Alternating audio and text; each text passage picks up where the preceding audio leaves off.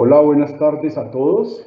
El día de hoy en la reunión institucional de la Fundación Cardioinfantil y la Fundación Neumológica vamos a tratar un tema interesante alrededor del trasplante pulmonar. Son las indicaciones que tenemos en los pacientes que tienen enfermedad intersticial asociada a enfermedad del colágeno. Para eso nos acompaña el doctor Juan Carlos Salgado. Juan Carlos, muchas gracias. Juan Carlos es un amigo nuestro ya de hace muchos años, es médico de la Universidad del Valle y formado como internista, neumólogo e intensivista en la Universidad de Pittsburgh. En este momento es el director de la unidad de cuidado intensivo del programa de trasplante pulmonar y del programa de ECMO respiratorio de la Universidad y el Hospital de Pensilvania en Estados Unidos. Les recuerdo que al unirse a esta conferencia autorizan el tratamiento de sus datos personales, los cuales son tratados de acuerdo a la Ley 1581 del 2012 y a la política de datos personales de la institución.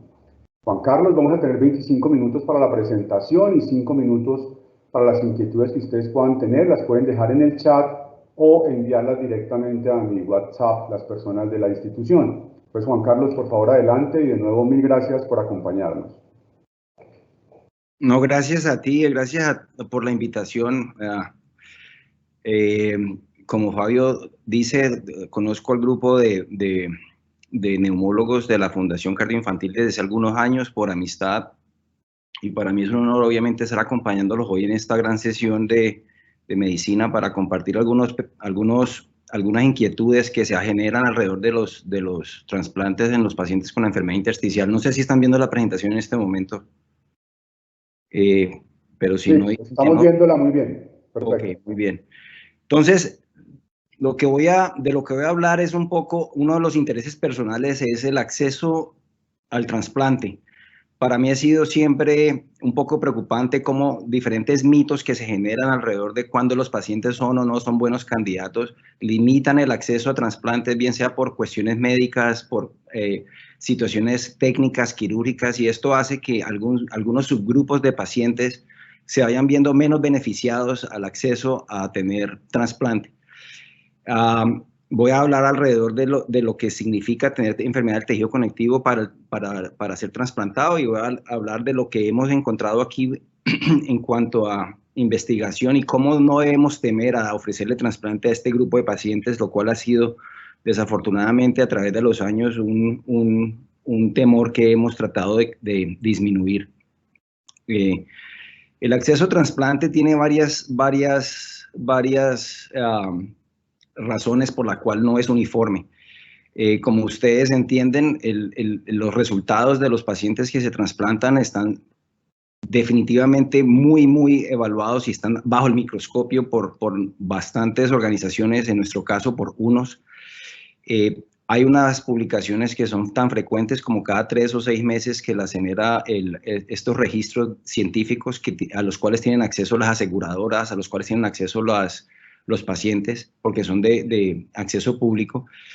Y entonces todos los programas están siempre preocupados por no tener en su récord algunos resultados que no son favorables, porque empiezan a perder reconocimiento, no solamente reputación, sino que empiezan a perder reconocimiento con las aseguradoras, y lo cual se vuelve problemático. Aquí Medicare, que es como la aseguradora pública más grande, es la que ha reconocido que un trasplante bilateral de pulmón es uno de los procedimientos que es más altamente remunerado. Por esto, la mayoría de los hospitales quieren hacer cuanto trasplante puedan, y por supuesto quieren evitar tener situaciones complicadas. Entonces, los programas medianos o pequeños empiezan a hacer muchos trasplantes, pero dejando a un lado los pacientes que ellos consideran que puedan ser menos o más complicados. Como explicaba, hay un subgrupo de pacientes, bien sea por situaciones quirúrgicas, como los pacientes bajitos o los pacientes que tengan deformidades torácicas. Estos pacientes generan retos para los cirujanos que ellos no quieren enfrentar, o que tengan algunas situaciones médicas, como los pacientes que tengan un nivel de anticuerpos elevado, bien sea mujeres por embarazos previos o transfusiones previas. Ahora está muy activo si deben o no deben trasplantarse los pacientes con COVID. Aquí en este hospital hemos trasplantado unos 8 o 10 de ellos, sí, pero en el país se han trasplantado unos 50, 60 con resultados muy favorables. Sin embargo, la mayoría de los equipos de trasplante no quieren enfrentar estas situaciones.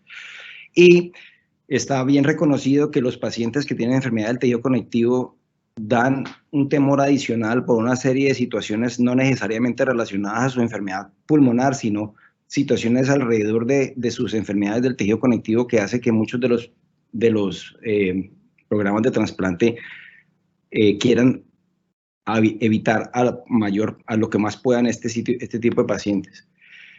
Cuando vemos las estadísticas y lo que se publica desde las indicaciones para trasplante, está claro que la indicación más frecuente sigue siendo EPOC, y de ahí para abajo las enfermedades fibrosis pulmonar idiopática, pero cuando vamos a ver qué porcentaje de pacientes con enfermedad de tejido conectivo se benefician, estos por los últimos casi 25 años hemos visto que menos del 1% de todos los trasplantes que se han hecho, que son alrededor de 60,000 trasplantes, ha sido a pacientes con estas enfermedades del tejido conectivo. Y en el mundo nuestro de los neumólogos, con el paso de las habilidades diagnósticas que tenemos, ya somos mejores en identificar enfermedades de tejido conectivo como la causa de sus enfermedades intersticiales, lo que hace 10 años no podíamos entender y lo llamábamos simplemente de forma muy genérica fibrosis pulmonar idiopática. Con el paso del tiempo ya vamos aprendiendo que muchas de estas enfermedades del tejido conectivo tienen como manifestación inicial manifestaciones pulmonares y solo con el tiempo van teniendo otras manifestaciones y por ende se les identifica apropiadamente como enfermedades del tejido conectivo, lo cual hace que en el evento de volverse candidatos para trasplante, los centros que tengan algún temor no lo hagan.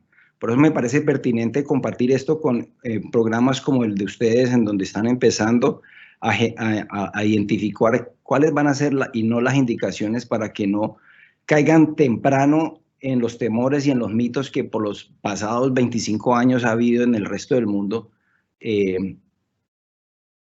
dándole una desventaja a estos pacientes.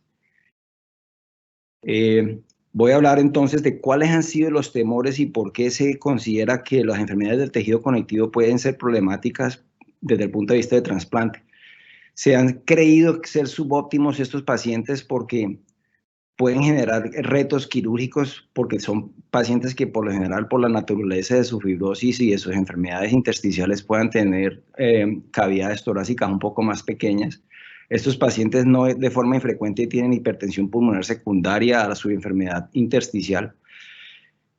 Como parte de la enfermedad del tejido conectivo, especialmente los pacientes con escleroderma tienen reflujo gastroesofágico o tienen enfermedades de motilidad del esófago o motilidad gástrica. Dado el hecho de que han estado por años en otro tipo de medicamentos como inmunosupresores y demás, tienen un riesgo mayor a hacer falla renal, que es una de nuestras preocupaciones como médicos de trasplante, porque sabemos que todos los medicamentos que nosotros les ofrecemos eventualmente van a generar falla renal. Y como dije, por otras manifestaciones extrapulmonares de las enfermedades del tejido conectivo no necesariamente relacionadas al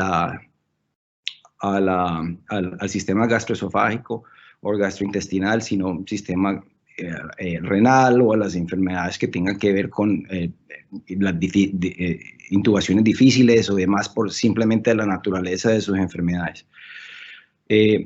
Hay obviamente un temor a que estos pacientes entren al trasplante con un nivel de anticuerpos un poco elevados porque han estado recibiendo bien sea transfusiones o porque han recibido otros inmunomoduladores que hace que estén más expuestos a rechazo, bien sea por rechazo celular o rechazo por anticuerpos. Por esto, diferentes grupos han tratado de demostrar que no es tan mal como parece y ha habido un interés por centros que hacen mucho de estos casos de publicar sus experiencias y hacerlo comparando siempre con fibrosis pulmonar idiopática, si aceptamos que la fibrosis pulmonar idiopática sigue siendo una de las dos, si no la más frecuente causa de trasplante pulmonar.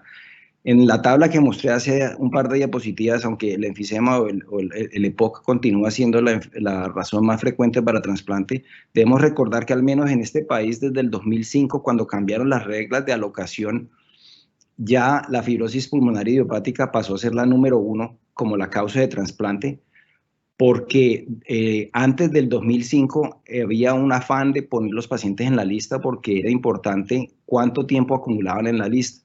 Todos estos pacientes con EPOC que pueden durar años con 2, 4 o 6 litros de oxígeno, pues llevaban muchos años en la lista y terminaban siendo los que más frecuentes se trasplantaban o los que más rápidamente se trasplantaban. Pero en el 2005, cuando se generó el sistema actual, que lo que hace es darle un score que se llama LAS, Long Allocation Score. Este es un sistema un poco más justo porque no incluye para nada el tiempo que hayas estado esperando, sino qué tan enfermo y cuál es la enfermedad de base.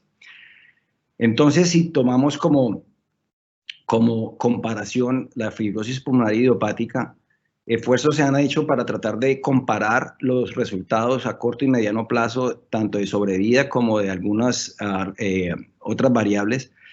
Y, por ejemplo, estos cuadros que voy a mostrar han logrado mostrar de forma consistente que, al menos desde el punto de vista de sobrevida, como esta curva de sobrevida, o desde el punto de vista de rechazo, desde el punto de vista de otras manifestaciones, no hay por qué preocuparse tanto. En esta tabla, por ejemplo, en esta figura, la línea sólida es la fibrosis pulmonar idiopática en cuanto a sobrevida y todas las demás son diferentes enfermedades del tejido conectivo y espero que estemos de acuerdo que no hay mucha diferencia. En esta otra, se comparó directamente pacientes con escleroderma con pacientes con fibrosis pulmonar. Igual, no había ninguna diferencia drástica de sobrevida, al menos hasta los 5 años. En esta otra, lo que se comparó fue directamente pacientes con escleroderma con pacientes con hipertensión pulmonar. Los pacientes con hipertensión pulmonar son la línea roja y las pacientes con escleroderma son la línea negra, que aunque se ve que hay la sobrevida es un poco peor comparado con los pacientes con otras enfermedades intersticiales, al menos no es muy diferente cuando se compara con hipertensión pulmonar aislada, que también es una de las causas frecuentes de trasplante. El temor de todos los estudios que he demostrado es que han sido experiencias de centros individuales. Obviamente son experiencias retrospectivas. No sabemos si han excluido alguno de los tipos de enfermedades del tejido conectivo, entonces debemos aceptar que hay un gap de entendimiento sobre si es o no es de preocuparse el tener una enfermedad del tejido conectivo como un factor de riesgo mayor para los resultados de trasplante. Por esto, la pregunta sobre si hay un impacto en el desarrollo de lo que es PGD o disfunción primaria del injerto, aceptando el hecho que la aparición de la disfunción primaria del injerto ya sabemos que es un indicador de resultados a corto y mediano plazo. Entonces, en la intención de lo que hemos estado tratando de buscar a través como ya voy a mostrar en una diapositiva más adelante, un grupo que se llama el LTOG, que es no solamente un centro, sino que recogemos datos de al menos 10 sitios y todos contribuyen, cada trasplante y todas las estadísticas que podemos recoger para de forma retrospectiva poder entender cuál ha sido o no el impacto que estos pacientes con la enfermedad del tejido conectivo han tenido en el desarrollo de disfunción primaria y de esta forma poder extrapolar o poder asumir si hay o no de estas diferencias, si van o no tener complicaciones a largo plazo. La hipótesis es entonces que si todos los pacientes que tienen esta enfermedad del tejido conectivo tienen otras condiciones como enfermedad del esófago, han estado expuestos a inmunosupresión antes del trasplante, tienen enfermedad cardíaca, tienen enfermedad de hipertensión pulmonar y por la naturaleza de los esteroides que han recibido tienen debilidad, si a esto se suma que pueda tener más incidencia de disfunción primaria del injerto, esto solo debe asumirse entonces que van a tener también otro tipo de complicaciones inmediatas, como va a haber demora en extubarlos, va a haber más dificultades en nutrirlos porque no va a ser difícil darles nutrición de forma convencional. van a requerir una rehabilitación un poco más prolongada y dado el hecho de que han tenido esteroides y demás y otros inmunosupresores por meses o años antes de haber sido diagnosticados, van a tener una demora al darles de alta del hospital. Con este modelo hipotético, estamos entonces tratando de entender cómo esto tiene o no un impacto. Simplemente para recordar qué es disfunción primaria del injerto, es una forma de falla pulmonar que se caracteriza por hipoxemia y es como un SDRA en pacientes de trasplante. Y sabemos que si a las 72 o 48, 72 horas del trasplante hay problemas de disfunción pulmonar o disfunción del injerto, esto ya se ha demostrado ampliamente que tiene un impacto no solamente por la hospitalización, sino a mediano y largo plazo con menores sobrevidas y demás. Esta se clasifica al igual que el SDRA en grados 0, 1, 2 y 3. Y cuando el grado es tan alto como 3, es un ejemplo de un trasplante con disfunción pulmonar al grado 3.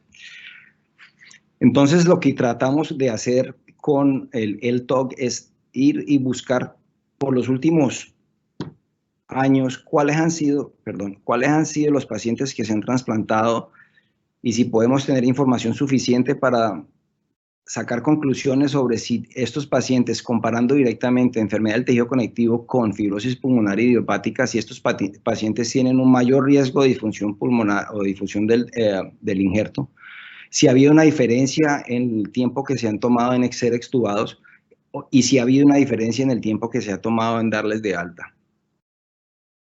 Los métodos fue entonces entrar a este grupo, a este registro. Como dije, este es un grupo que lo componen 10 centros de trasplantes aquí en Estados Unidos.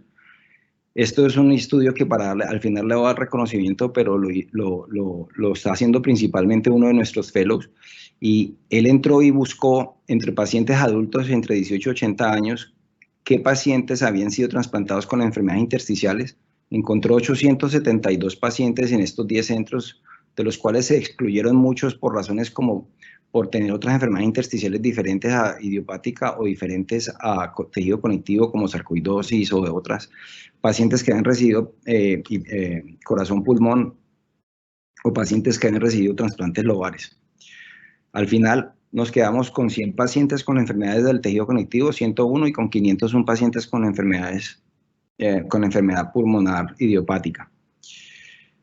Al comparar estos pacientes, lo que queríamos era entender si había alguna diferencia en el desarrollo de disfunción primaria del injerto, si había alguna diferencia en el tiempo que se iban a tomar en ser extubados y si había alguna diferencia en el tiempo que se iban a tomar en ser dados de alta del hospital de esa hospitalización inicial. Algunos de los detalles de cómo se condujo el análisis estadístico, pero esto no los quiero aburrir. Lo que es importante mencionar es que cuando hablo de las variables que incluimos para hacer las diferencias, estas son las variables que se consideraron para poder diferenciar cuando había algún impacto, bien sea de forma cruda, sin considerar ninguna variable, o si incluíamos estas, si había alguna diferencia que se pudiera atribuir. Entonces, esta es la tabla en donde se incluyen todos los pacientes, eran alrededor de 600 pacientes. Las diferencias estadísticas de que fuesen importantes estadísticamente eran la edad de los pacientes. Obviamente no es sorprendente que los pacientes que tienen enfermedad del tejido conectivo por lo general son un poco más jóvenes, 56 a 65 años.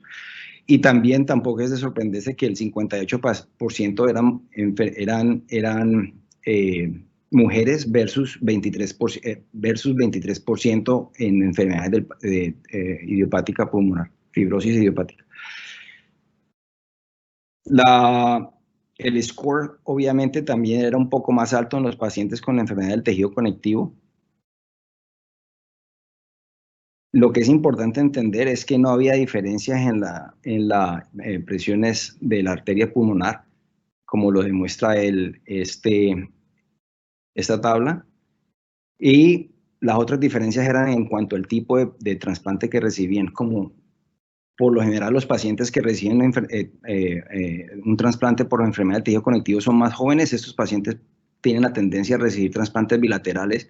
Aquí la práctica es cuando los pacientes están un poco mayores de 65, 70 años y le vamos a ofrecer un trasplante, tratamos de hacer un trasplante un solo pulmón para evitar las complicaciones inmediatas y no preocuparnos por las implicaciones a largo plazo de ser un trasplante único.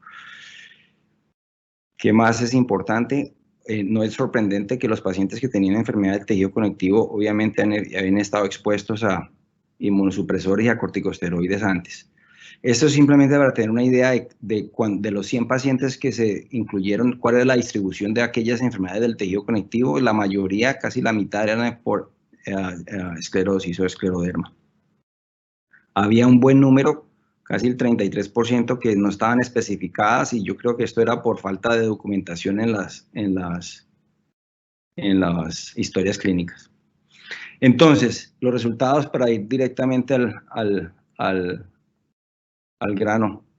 Los pacientes que tenían enfermedades del tejido conectivo comparado con pacientes que tenían enfermedad de fibrosis pulmonar idiopática no demostraban ninguna diferencia, tanto de forma cruda como como incluyendo todas las variables. Como ven, estas relaciones atraviesan el 1, por lo cual quiere decir que no tienen ninguna diferencia. Cuando vemos el tiempo de extubación y el tiempo que pertenecían en el hospital, aunque aparentan también no ser muy diferentes, sí encontramos que había diferencia, no tanto en el tiempo de extubación. Inicialmente creíamos que había una diferencia, pero cuando se hizo el análisis más detallado, encontramos que no había ninguna diferencia en el tiempo de extubación.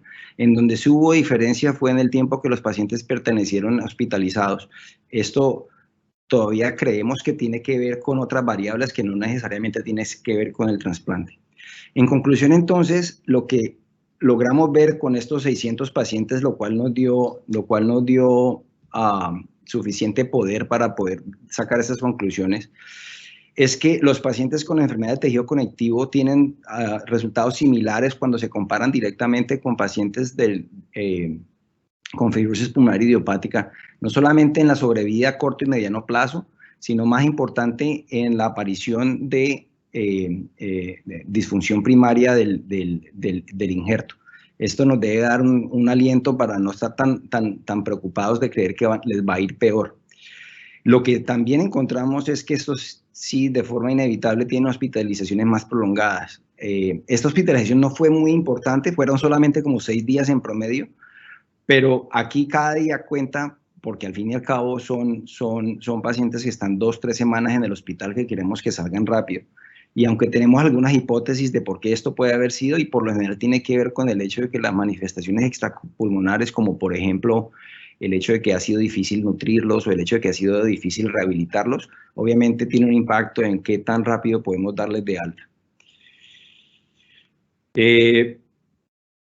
¿En qué estamos trabajando ahora? En tratar de entender si dentro de todas las enfermedades que logramos agrupar como una sola, si hay o no hay diferencia en cuanto a los resultados basados en cada una de las enfermedades.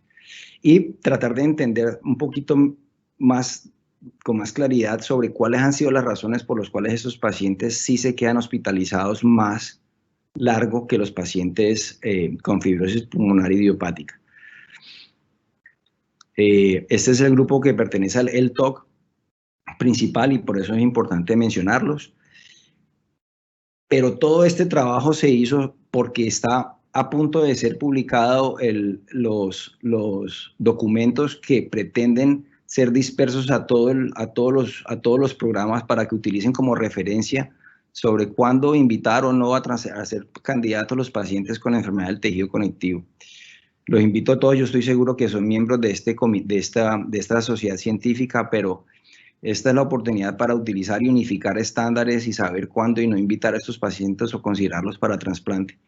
Y la intención siempre es tratar de tumbar mitos que por lo general no hacen más que dar impacto a que pacientes como estos sean afectados por lo que por años han sido nada más que simplemente asunciones. Y este ha sido hasta ahora y esto ha sido hasta ahora lo que hemos logrado encontrar. Yo creo que esta es la última diapositiva, 25 minutos como el doctor Barón sugirió, y con esto estoy listo para responder si hay alguna pregunta. Juan, tengo varias preguntas acá. Perfecto. Voy a hacer preguntas muy puntuales y concretas para aprovecharte. La primera es, en la evaluación pretrasplante en estos pacientes, como tú mencionabas, es frecuente que encontramos la presencia de reflujo. En general, la conducta es reflujo, manejarlo médicamente o hasta quirúrgicamente si es necesario, pero cuando hay alteraciones de la motilidad esofágica, avanzar siempre genera temor y en general terminamos considerando que esos pacientes no pueden ser candidatos. ¿Cuál es tu opinión respecto a eso? Lo que me acabas de describir es la opinión del 90% de los centros de trasplante en este país, porque ese temor existe y sí es cierto que los pacientes que tienen aperistalsis esofágica son pacientes que tienen una mayor incidencia de problemas. Nosotros acá hacemos un par de exámenes, hacemos una manometría y empezamos con simplemente un esofograma y una manometría. Si alguna de estos es preocupante porque tiene la peristalsis, se discute con el paciente y se le advierte que va a estar por un periodo no menor de 6 a 12 meses sin tener nada por boca. Pero nosotros somos de los pocos grupos de trasplante que al menos los consideramos. Esto es una buena oportunidad para recordar que el éxito de cualquier programa de trasplante requiere de una relación muy cercana con otras especialidades. Nosotros tenemos una relación muy cercana con gastroenterólogos con especialidad de motilidad gástrica, motilidad esofágica, cirujanos mínimamente invasivos para que nos hagan todas las enfermedades antirreflujo, las cirugías antirreflujo. Pero lo que estás describiendo es como aquí los 90% de los programas, aquí en Estados Unidos el 90% de los programas van a rechazar pacientes con enfermedad esofágica avanzada. Y esta es uno de los esfuerzos para tratar de disminuir un poco ese temor, pero es solo prudente mientras un programa está empezando que trate de evitar estos pacientes, sí. Ok, muchas gracias. La siguiente inquietud va en función de la edad. Tú mencionabas que hacían trasplante unipulmonar en personas ya de edades superiores a 65, 70 años. ¿Es habitual que ustedes utilicen los dos pulmones? Es decir, que usen un pulmón, hagan un trasplante unilateral en uno y un trasplante unilateral en otro grupo de pacientes. Y complementando esta pregunta, como es frecuente encontrar hipertensión pulmonar en la población que tiene enfermedades del tejido conectivo asociadas, ¿en esos pacientes también los abordan con un trasplante unipulmonar? No, si un paciente tiene hipertensión pulmonar con una presión transpulmonar mayor de 18-20, o sea, la diferencia entre la presión arterial media y la presión en cuña, si esa relación es mayor de 18-20, esos pacientes van a tener que obligatoriamente recibir dos pulmones. Pero si no hay un problema de hipertensión pulmonar y no es una contraindicación, a estos pacientes mayores de 65 70 años se les considera solamente para un trasplante unilateral. ¿Qué tan frecuente utilizamos los dos pulmones? Depende de quién esté en la lista. O sea, sí lo hemos hecho un par de veces al año, que utilizamos el mismo donante para usar el derecho en uno y el izquierdo en otro. Pero es de acuerdo a la coincidencia de quién está en la lista en ese momento y de otras variables, del tamaño de los recipientes y otras cosas. Pero contestando a tu pregunta, no, si un paciente así tenga 70 años, si tiene hipertensión pulmonar, o no se trasplanta o se trasplanta bilateral. Ok. Y la última pregunta para cumplir los 30 minutos y poderte liberar por tus ocupaciones es, en función de la inmunosupresión, ¿la terapia de inducción o la terapia de sostenimiento se modifica respecto a lo que habitualmente estamos desarrollando? No, aquí todos los pacientes reciben la misma terapia de inducción con basiliximab. Estábamos usando unas terapias un poquito más avanzadas con alemtuzumab, pero ya no lo hacemos. Lo que podemos modificar un poco es si han estado en esteroides por muchos años, simplemente rápidamente llegamos al nivel de esteroide que queremos en menos de 2-3 semanas y no esperar 2-3 meses, que es lo que normalmente hacemos cuando empezamos a bajar el nivel de esteroides desde el punto de vista de sostenimiento. Pero no son cambios no son diferencias drásticas, no. Ok, bueno, Juan Carlos, muchas gracias. 30 minutos exactos para que puedas seguir. Te agradecemos realmente mucho la presentación y bueno, te estaremos contactando para pedirte tu opinión en algunos casos difíciles que tenemos, tanto de pacientes post-trasplantados o pacientes que están en la lista de espera. Mil gracias nuevamente por tu disposición y por tu tiempo. No, gracias a ti, gracias por la invitación y seguimos en contacto, por supuesto. Claro que sí. Bueno, muchas gracias a todos por haberse unido y que tengan buena tarde.